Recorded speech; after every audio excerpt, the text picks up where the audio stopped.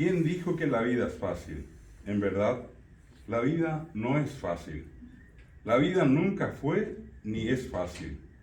Por eso hay que saber vivirla, pues nacemos para vivir y ser felices.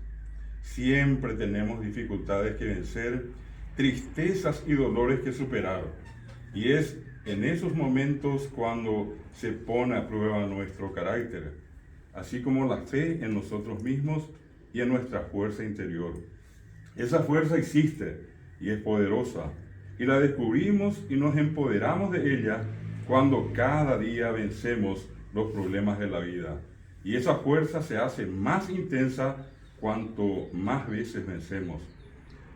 Sin duda, cada victoria nos da derecho a más momentos de felicidad. Todos podemos vencer, todos debemos vencer. Quien quiere, puede. El límite es nuestra voluntad. Al mal tiempo, buena cara. Y cuando todo está peor, más debemos insistir.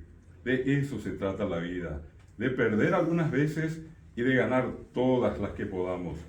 Te invito a despertar con una sonrisa y al levantarnos decir, venceré, y entender que cada nuevo día es también una nueva oportunidad. Ayer ya pasó y mañana es un misterio.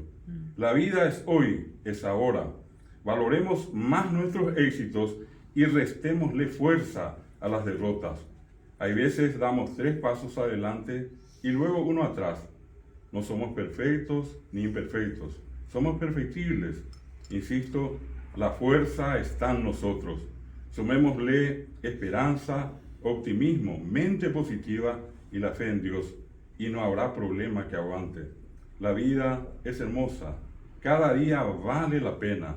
Compartamos nuestro amor, nuestra ayuda y una sonrisa con nuestra familia, con los amigos, con quien necesita.